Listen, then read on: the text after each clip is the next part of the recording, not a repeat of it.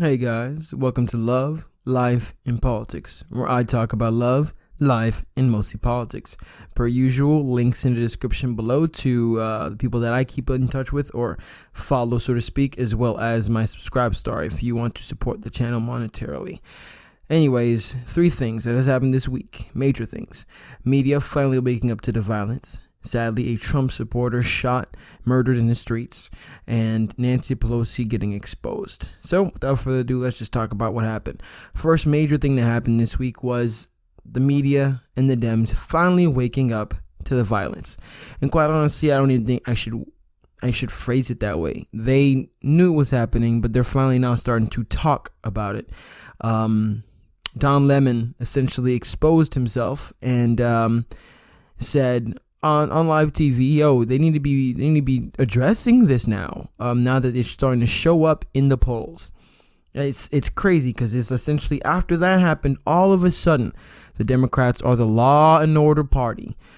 Joe Biden is now condemning violence. He's others in media now saying violence is wrong. We need to stop. Blah blah blah. New manifesto. Apparently, the largest ad buy for him was like $45 million for a whole week, and he's going to be pressing that issue. But sucks for them. They've been attacking Trump every time that he's tried to bring in law and order, and everybody has seen this. They've painted him as the bad guy whenever he sends in federal troops to protect federal property. Anytime he even talks about there being violence in the street, they're like, no, he's making this up. It's a straw man. He's making it up. He's a liar. He's just trying to incite division in the country. Blah blah blah blah. Every single time, and he's offered help to multiple different governors, but they have all said no, except Kenosha, governor in Kenosha. That's it. And then pretty much within a couple of nights, boom, that big old situation that was a problem has been greatly alleviated.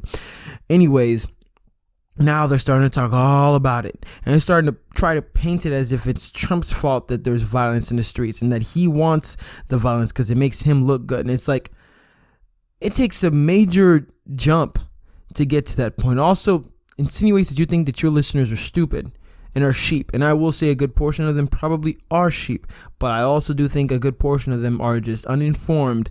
And when they actually are given all the material, all the facts, they'll make better decisions and stop following the people that they follow right now.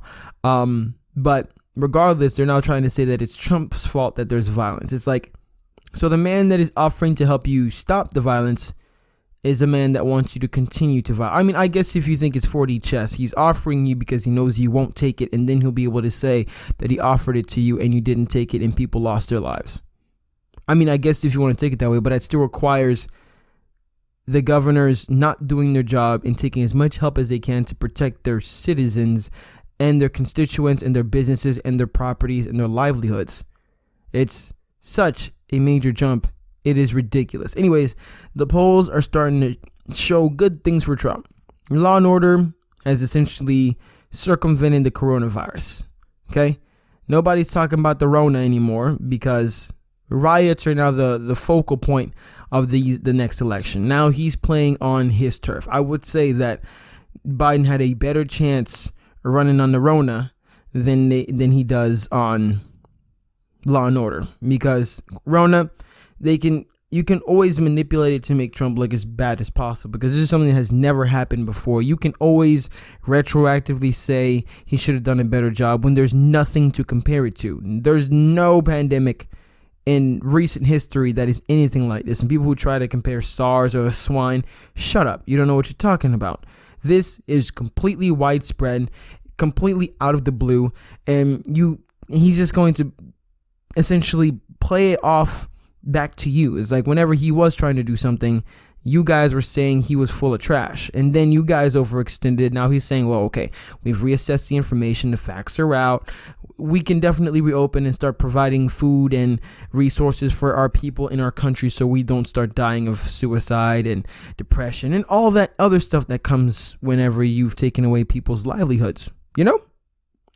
Anyways, second thing that happened is very sad. A Trump supporter was shot to death. His name was Aaron J. Danielson. What happened was, or from what information is out there now. He and a buddy were essentially walking in the opposite direction. For context, there was a big old like kind of Trump rally, kind of like something to, how do you say, juxtapose the anti-police, anti-government, anti-Trump, freedom people who are burning down cities and essentially getting people killed. So a big old Trump caravan is what they're calling it, was out there. And yeah, there was some physical confrontations. People were like burning Trump flags. Some of the Trump people on the bed of their trucks were shooting paintballs at other people. I don't support doing that, because I'm sure you can, some legal liabilities when it comes to that. But anyways, and then there was this Trump guy who was walking, and apparently, from what I've heard and what we've been told from a person that was there with his friend, they were like, "Oh, there we go, we got us one." And then they turned around and he got shot in the chest, and he's dead. And essentially, the media doesn't want to talk about that. A criminal gets shot and happens to have the right skin color, and it's nationwide. A Trump supporter gets shot in the chest, unprovoked. No news. Silence. And whenever they do report it, he was far left. He was part of the Patriot Prayer Group. Patriot Prayer Group. They're trying to label him as far right to try to soothe the wound of the fact that people that they support, people they've allowed for the past 90 plus days to run rampant in the streets. Apparently, the person that killed him, because the Democrats are essentially not pressing charges at all to most of these people, he was released. He was apprehended for something else. I forget what specifically it was. And instead of charging him, holding him, doing what they need to do through the legal process, they let him back out, because that's what they're doing now. All these protesters, whenever they scooped up, they just let them right back out. No prosecution at all. Even if you assault a dang officer, yeah, you're Gucci, right back on the streets. And now, dead. Same story happened. I forget what state it was or what county it was. A man, again, scooped up for a different situation. Instead of prosecuting him, they let him back out, and then he stabbed 2 people to death. Honestly, there needs to be mad lawsuits against these prosecutors. Mad lawsuits. This man should not have died. I don't think anybody should die, but if you look at it, overwhelmingly, it's these black BLM and Antifa people that are killing people. Yeah, that's correct. Yeah, and then they're trying to come out of this Kyle guy for defending himself, not showing the full video of him being chased, and then shots being fired before he even fired shots, and then they don't show you the context, because they're trying to paint it as Trump supporters doing this, even though we've been inside minding our own dang business for the past 90 days while you were burning and killing people.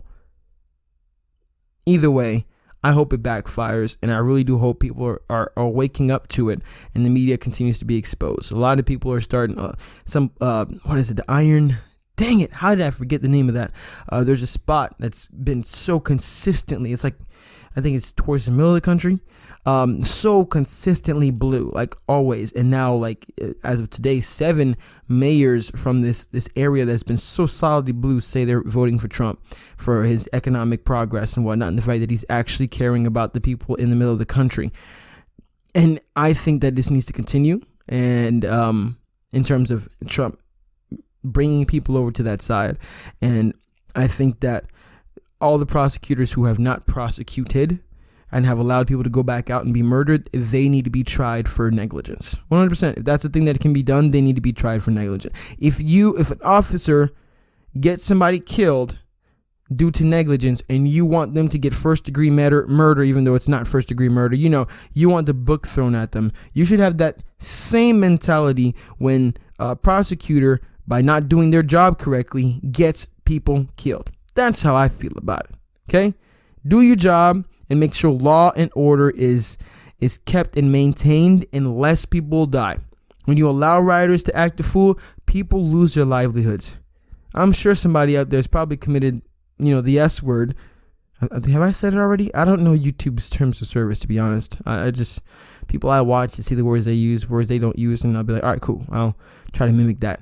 Anyways, and you don't care about that. You just care about, you know what, we're going to use this as best as we can to attack the president.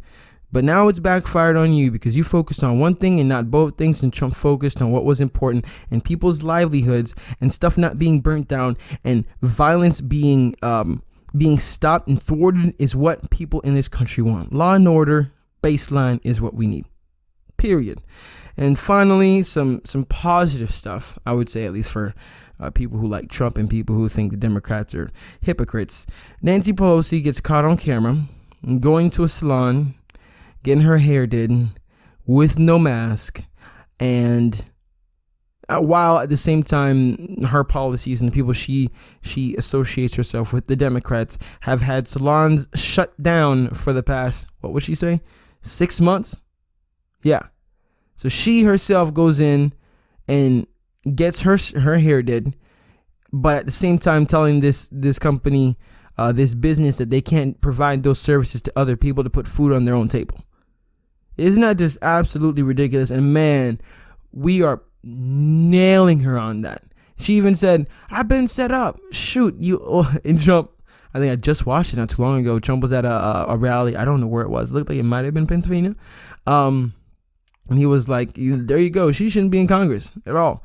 Because if we can't have people at that level of our government being so easily set up by dang business owner. And regardless of how you look at it, you can't say you're set up when your people made the appointment and you went in there. Ain't nobody tell you not to wear the mask. That was all on you. Me personally, I don't support it at all. I don't want the government telling me what to put on my face. It bothers me. It hurts my throat. It hurts my eyes. The air coming into my eyes. It does not feel good in the slightest. I hate it. If there's a way for me to not wear it, I won't wear it. If I see that I go into a store and they have like a mandatory mask policy and whatnot, and I see that other people, and they're not enforcing it, I see other people walking in and they're not, guess what? I'm putting that mask in my pocket. I've seen the numbers, CDC's out on it, and I'm sorry. The numbers aren't effective enough to make me put myself at a disadvantage, not disadvantage, but put myself at an annoying, what is the word I'm looking for? Put myself in an uncomfortable position for something that you're not even sure about. And numbers you do have show that all this crazy stuff that we're doing isn't needed and people should be getting back to work, and we should stop just completely attacking people. We should be focused on keeping those with pre-existing conditions and old people away from us. That's what you need to be doing. I'm sorry. Anyways, I don't believe it, but I'm going to hold her to her standard. Her standard is, you must wear it, you must wear it, you must wear it, you must wear it. And you're killing your grandma if you don't. Well, guess what? You're on camera doing the same thing that you've been roasting Trump and Trump supporters about. And there's not really much you can say about it. The only thing you can say is I was set up. Sorry, bud. A setup requires you falling for the trap and you making the decision to do the thing that you know is wrong. Sorry. That's all on you. And I hope that we press and press and press on this. The hypocrisy on the left is ridiculous. Liberal hive mind, that's my boy. Yeah, that's the three major things that have happened this week. I'm trying to make these a little bit shorter and easier to like digest and be a little bit quicker, more to the point. I appreciate you for sticking to the end. I hope that you guys have a great week coming up. Stay safe. Don't do drugs. Love Jesus. All that good stuff. Thank you for listening. Have a blessed one. Stay safe.